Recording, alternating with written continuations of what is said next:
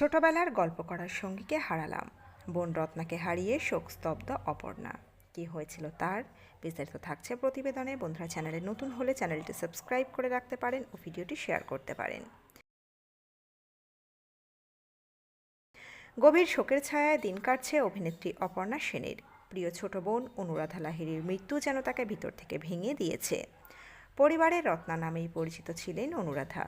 বোনকে হারিয়ে সমাজ মাধ্যমে আবেগঘন পোস্টও শেয়ার করেছেন অপর্ণা সেন। নিজের পোস্টে তিনি লিখেছেন, ছোটবেলার অসংখ্য স্মৃতির সঙ্গীকে হারিয়ে আজ তিনি ভীষণ একা। জীবনের এত বছরের হাসি কান্না সুখ দুঃখ ভাগ করে নেওয়া মানুষটিকে তিনি কোনোদিন ভুলতে পারবেন না। যতদিন না আবার দেখা হচ্ছে ততদিন বোনের সমস্ত স্মৃতি তিনি নিজের হৃদয়ের মধ্যেই যত্ন করে আগলে রাখবেন বলেও জানান অভিনেত্রী।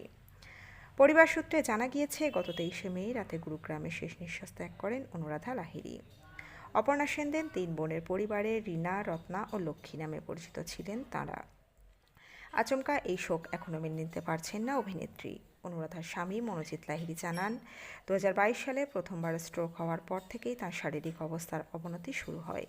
পরে 2 মেয়ের অনুরোধে 2023 সাল থেকে গুরুগ্রামেই থাকছিলেন তাঁরা।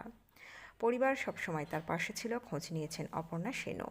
স্ট্রোকের পর অনুরাধার রোগ প্রতিরোধ ক্ষমতা অনেকটাই কমে গিয়েছিল। পাশাপাশি তিনি পার্কিনসন্স রোগেও আক্রান্ত ছিলেন বলে জানিয়েছেন পরিবারের সদস্যরা। এই কঠিন সময়ে পরিবারের সকলেই পাশে ছিলেন। বোনকে হারিয়ে এখন গভীর মানসিক আঘাতের মধ্য দিয়ে সময় কাটছে অপর্ণা সেনের। বন্ধুরা, আপনাদের মন্তব্য মতামত রাখবেন কমেন্ট বক্সে। এই আপডেটে ছিল এতটুকুই। দ্রুত ফিরে আসবো নতুন আপডেট নিয়ে। অজানা গল্প চ্যানেলের সঙ্গে থাকার জন্য সকল দর্শক বন্ধুকে অসংখ্য ধন্যবাদ। দেখতে থাকুন, চোখ রাখুন আমাদের অজানা গল্প চ্যানেলে।